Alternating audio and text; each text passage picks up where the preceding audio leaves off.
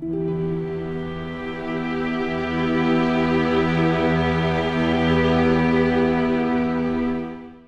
the meantime, we are gonna go say goodbye to those 40,000 souls, because who the fuck cares about 40,000 at this stage of the game? Yep.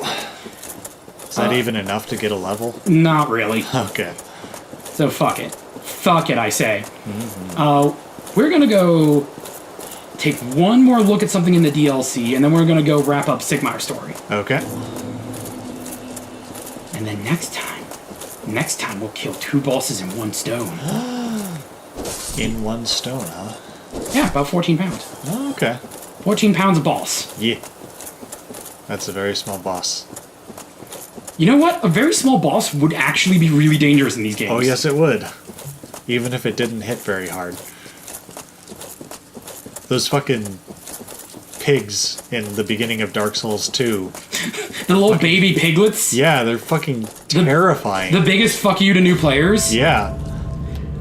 I really have no idea what the fuck is up with those little pigs. Yeah. I think it might have been a programming error that they left in because they thought it was funny. Okay. The path is on the other side. We're gonna go to the other side. Yeah. So this is the path to the hyper optional boss. That we are not gonna do because fuck that boss. I mean, this is DLC. Everything's optional. True. And unlike Dark Souls 2 DLC, you don't even get anything really particularly fantastic for doing it. Oh, okay. Dark Souls 2 DLC, you get an item that makes you immune to losing health from dying. So, this is full of all these dragon dogs. Okay. Because Calamite does creepy things down here. What's up with dragons and doing creepy things? I don't know. I really don't. I feel like, speaking of dragons and creepy things... Oh yeah, we didn't do that. I really feel like this game is like, yeah, dragons are fucking assholes that just fuck everything and get all these creepy hybrids. That explains why you don't like dragons. They stick their dick in everything. Yeah. And have you seen Bad Dragon's catalog? That doesn't look comfortable. I have seen it. It's... Yeah. Yeah. It doesn't look comfortable at all. Alright. My Pathfinder group, one of my Pathfinder groups, and I went through a bunch of Bad Dragon shit just for fun. Because it's hilarious. Yeah, I got one. Good. Alright. So that was your warning. Yeah. If you look, this arena is fucking full of goodies. Yeah. Oh, I should mention that my Pathfinder group is filled with mostly normies. I don't even remember how the conversation came up. Soul of the Brave Warrior. Soul of a Hero. Hi, Calamite! Like what are you doing? Souls. Well, that's nice. Fuck you, Calamite. Is there a way to dodge that? Nope! That's stupid. So what you do is you run over to this corner over here.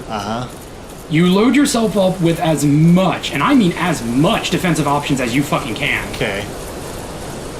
You get out an ultra great bow, and you wait for him to come around that corner. You shoot him once, and then you shield up. That's dumb. And then you keep doing that.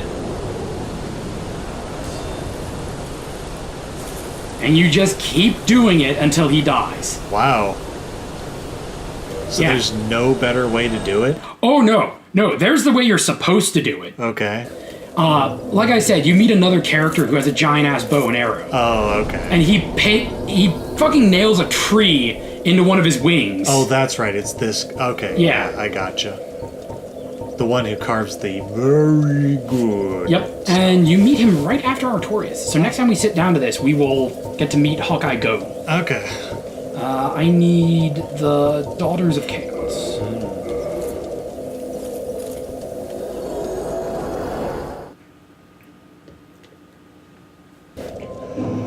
Daughter of Chows. The Daughter of Coas. Bottomless box. Do I have arrows? Arrowed! Not... Hey, Dragon Slayer arrow. Not nearly enough. Alright. I should have bought a bunch of arrows from Chester. Fuck. Alright. Finally trying Sunlight Altar. What are you trying to do? Oh, that's right. You're trying to clink stuff in a pit. Yeah, I'm gonna play lame. Okay. I'm gonna fucking spam arrows. Play lame, win game. Yep. Alrighty. Talk shit, get hit. What's up, losers? That's nice. Oh no, my butt! Lieutenant Dan, something bit me! That's fire. Yup. That's the dumbass Drake. That album's fire, yo. That's Drake spitting hot fire up there. Oh. That's nice. God, it's been so long. Yeah. Like, this game manages to pull off one of my favorite feelings in video games, and it's nostalgia in a single playthrough. Yeah. Yeah, that's always nice. And this zone, to me, is what, like... It's a feeling you only get with games as hard as Dark Souls, where every step of the journey is a struggle.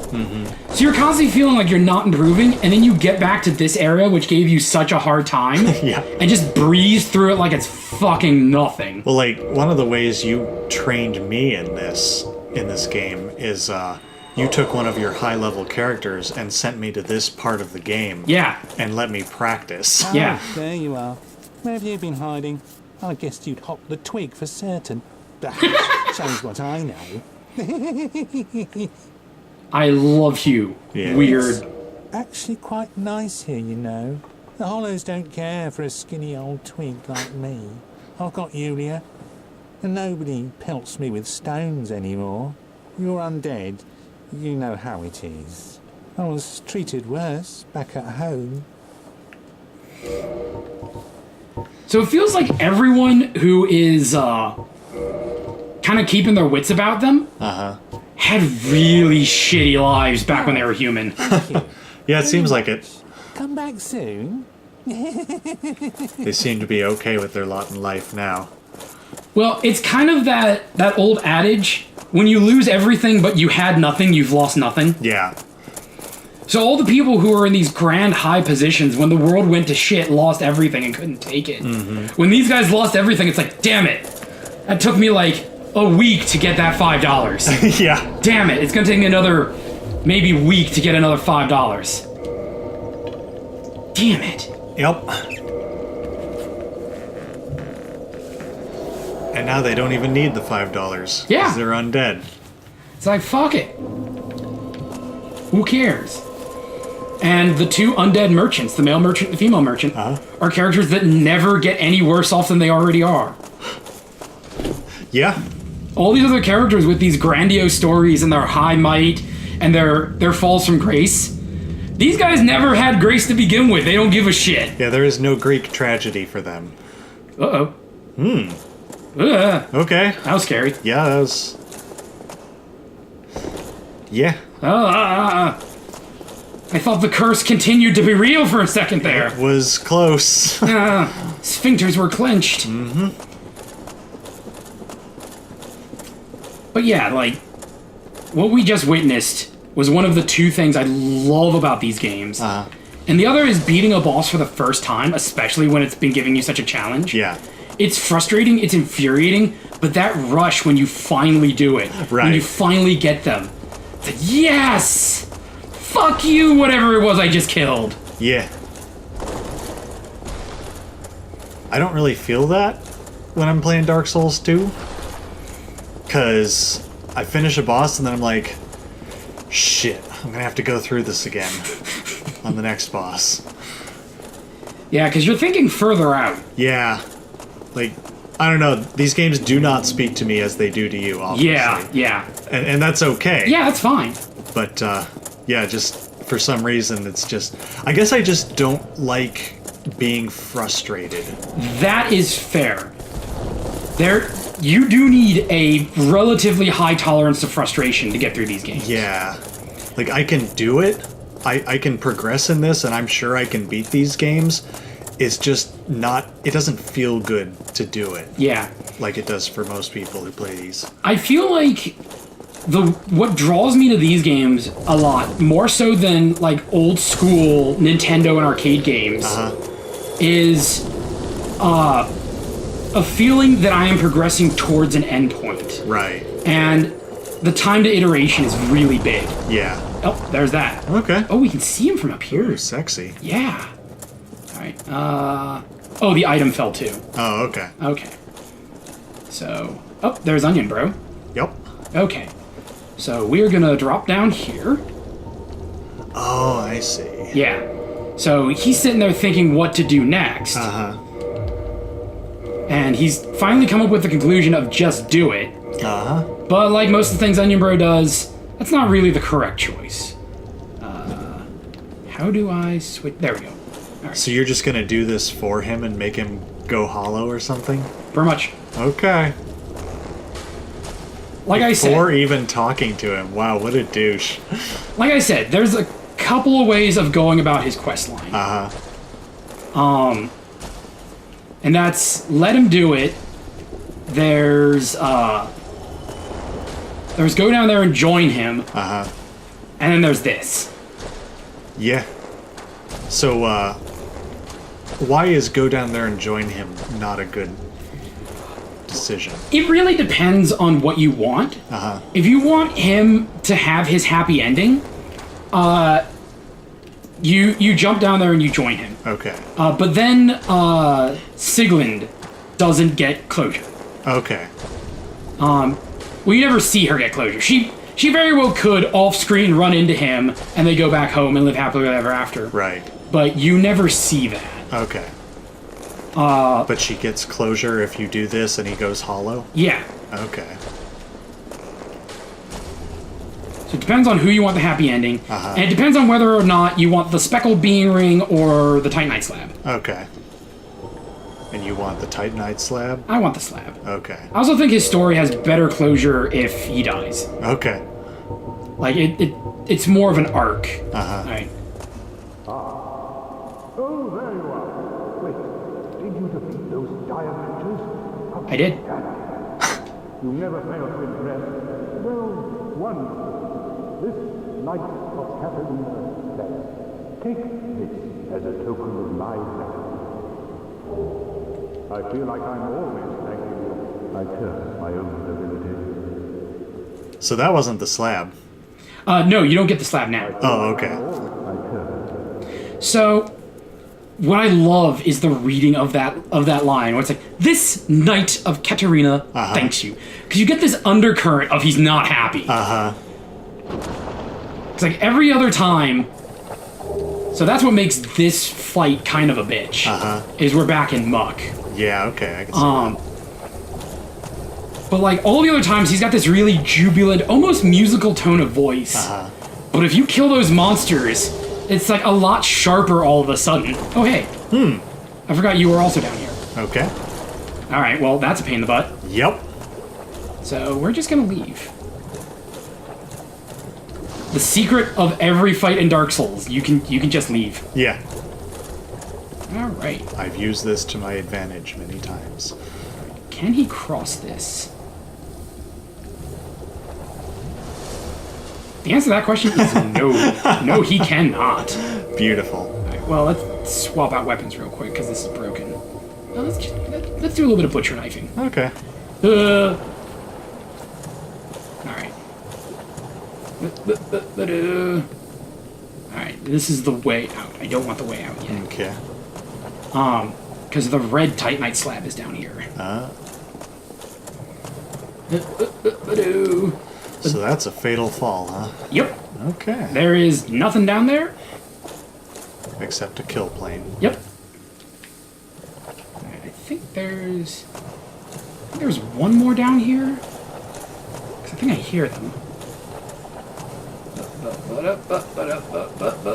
It's also dark as shit down here. Yeah. Oh, nope. Boy, this place is amazing. It's also poopy. Fucking 1,000-year-old sewers. I want to make a 1,000-year-old sewer poop maze. Well, we're DMs. We can do that. Yeah. We can stick players in thousand-year-old sewer poop mazes. I did drop an entire collection of shit on my players once. That's amazing. Yeah, like, okay, so when you've got characters who are like level 12 to 20 or so, there's not a lot that can go and threaten them, per se. Like, you can throw higher CR monsters at them, obviously, but like, those are typically legendary monsters.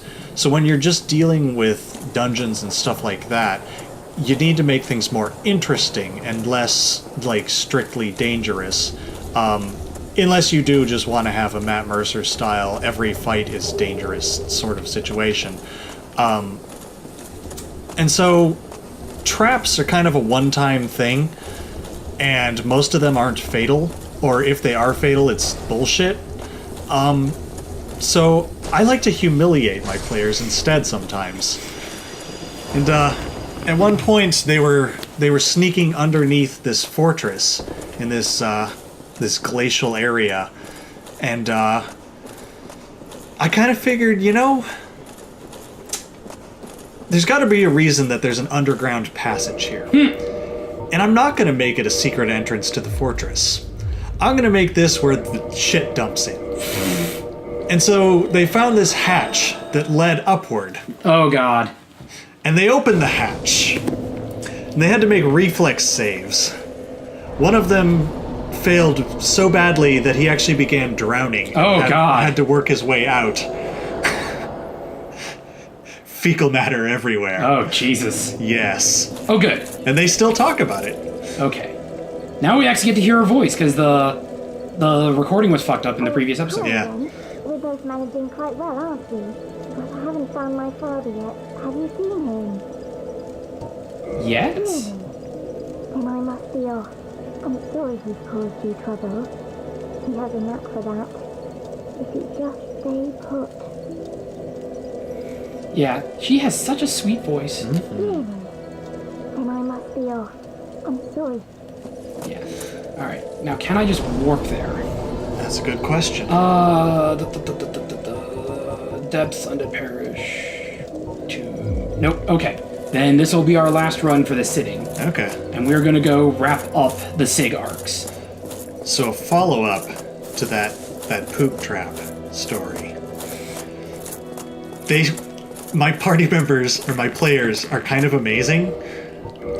Because they used that situation and turned it around on me. They're like, wait, that poop has to come from somewhere. Let's send our Ioun Weird up through the hole, because our Ioun Weird is tiny sized and can fly. And let's scout out the area, see where it came from. And so what they did was they found out the bathroom area, and they're like, we now know what that place looks like, and we can teleport there. So they teleported in, bypassing the entire dungeon, and just assassinated the guy with the Feeble Mind spell, and took him to a magma dragon that they had previously met that was captured, and fed him to the magma dragon. Like, that's something we still talk about, even though it happened years ago. Well, that's the best, when the players can look back, see the hyper dangerous dungeon, and pat themselves on the back for avoiding all of it. Yeah. And like, I don't even get mad when players bypass stuff through oversights of mine, or even through stuff that I put in there myself. Because, like, I put that preparation in there, and that's fine, it took some work. But when they can bypass it, I find that to be very clever. Yeah. And I get a nice sense of satisfaction out of that. And I know a lot of DMs don't think that way. They're like, God damn it, I put so much effort into this shit. But part of it is because I don't put that much effort in my dungeons in the first place. Because, like, I'm the kind of DM who loves player-focused or player-driven stuff. And so they just kind of do what they want and I react to it. Which is not always the best, but, like, it's worked out pretty well for some good stories. Yeah. I feel like the best is a happy medium between the two. Yeah, you don't want to railroad shit. Yeah. Like, that's almost always a bad idea in D&D. Otherwise, why not just write a fucking book? But, like, not not doing any preparation at all is also terrible. Yeah. The medium I like is I will prep a couple of things. Like, here is an encounter that my players can run into. Yeah. And if they don't, well, I'll just stash that for later. Yep. And then here is the encounter that they are most likely going to have to deal with. Like, if the mission is go kill X, then I will have one, maybe two of the most likely ways they're going to encounter X already laid out. That makes sense. Or if it's get this item, then the area around that item I'm going to prep out like fuck. And if the players either decide for whatever reason not to or bypass it, that's fine. I just take all that prep and I stick it in a little folder, and I'll whip that shit out later and just recontext everything. Yeah, it works out really well. Because, like, shit, all that hard work is not going to be seen tonight. Well, I guess I'll just encounter something like this later. And it's very, very rare that I will have to, like, start making shit up on the fly. And typically it's a situation where it's like, I have put all of these warning signs. Like, I will sometimes put up a sign that literally says, danger, death ahead. And there's always going to be one player who's like, well, how death are we talking here? Yeah. I remember that one time in your Ironclaw campaign when two players just fucking died. Because they did not heed the warnings at all. Yeah, there was a situation where, like, multiple NPCs straight up said, no, if you go and participate in this, you will die. It's this dark ancient ritual. Yeah. Now, to be fair, they never said you will die. They said you will not be prepared for it, and it is extremely dangerous. Yes. Which is about as close to you will die as you can get without directly saying it. Yeah. And it's always a good sign when all of the NPCs are running and hiding and barricading themselves into places. Yeah. I feel like that's a really good signal that what's about to go down is not going to be pleasant. Yeah, you may not be prepared for this at this time. Yeah. But we got some good character development out of it, so at least there was that. Yes. Because you're in a setting where death is not necessarily permanent. Yes. Because I've homebrewed a lot of bullshit into that Ironclaw campaign. Yeah. Ooh,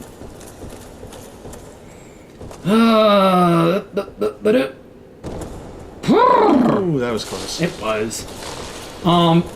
There is a way of going all the way down without having to drop, but fuck that. That's boring. We do adventurous things on this channel. Yeah. Like this. Whee! Like going into the giant Tomb of the Giants and turning the wrong direction. Adventure. Adventure! Hey, there was some really good adventure at the bottom of that pit. It wasn't my fault that I didn't live long enough to see any of it. Yeah. Down we go. Alrighty. And now we do our best not to get turned into statues. Gonna find a thing. Do some stuff. Maybe take that motherfucker out. Just getting him to go away is good enough. Yep. We haven't done this since episode 1. No. Fuck you. God, that was episode 1. That's amazing. Because we sequence broke. Yeah. Alrighty. That's not getting involved in any of that. That was a lot of particle effects you dodged there. Yep. Fuck you. Get out of my way. Out of my way, losers. Those things are really adorable. Yeah. Scariest fucking things in the game, but adorable. Oh. Out of my way, nerds. I'm gonna go see a tragedy. Delicious, delicious tragedies. Fucking persistent little assholes. Yeah. So, this is a zone that has like 8 billion hyper dangerous drops. If you really want to keep throwing yourself at it, you can. There's a lot of shit you can get. 99% of it is upgrade materials. Oh, okay. Which is why I've been ignoring all of it. Yeah. And now we have delicious children. Don't say that too loud. Might get some people on your ass. They're mushroom children. They're good for cooking and nothing else. Yeah, but they're children. Think of the children. They're asshole children who keep trying to murder me and keep running up and shoving their faces. Yeah, but they're children. They're innocent. Well, they need to learn. And it's not my fault that these guys are terrible parents. Yeah, they sure are. They let their children stay up there where everything dangerous is. Yeah. Like, you guys are bad parents. You let your children run right up into well-armed strangers. Seriously, what is that? Like, you see a furry carrying a sword and you just let your children go hug them. That's the weirdest Wait, thing. that happens at Anthrocon. Yes! That's the weirdest fucking thing. Is that you have all these goddamn parents that have children, and there are people in fursuits, these goddamn strangers, just like, yeah, go up and hug them. Is it bad that I actually think that's really endearing? It's endearing in a lot of ways. Like, I don't even think it's creepy. I think it's like, this is what humanity should be. Yeah. Well, that explains why I couldn't warp here, because this wasn't on. Yeah, that'd do it. Did I fuck up the quest line? I don't know. I guess we'll find out pretty soon. Alright, let's warp to Firelink. Okay. Were you supposed to find him here? I was supposed to find his corpse here. Oh, his corpse. Okay, so she's not here. Okay. Warp.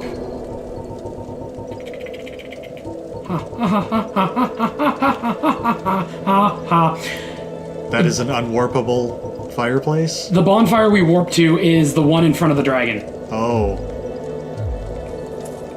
Well. We're gonna find out if that quest line is complete next time. Okay. Bye. Bye. Back.